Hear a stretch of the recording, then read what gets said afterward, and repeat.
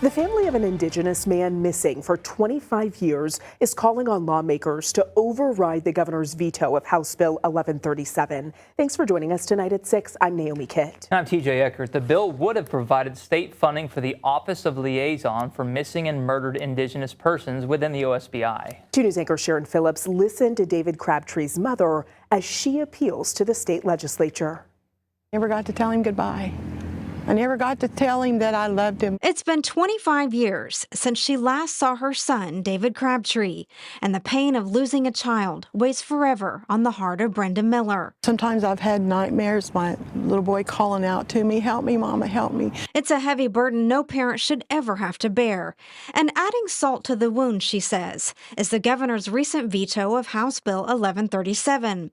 The bill would have amended the existing IDA's law, which the governor signed in 2021.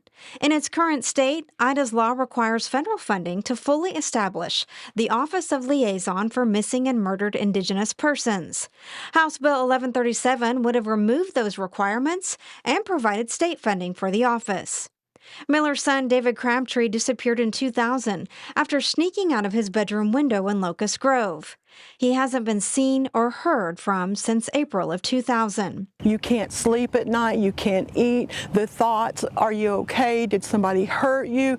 Do you have food to eat? Are you sleeping on the street? In his veto message, Governor Stitt said he supports efforts to solve missing persons and homicide cases, but couldn't endorse legislation that, quote, singles out victims based solely on their race.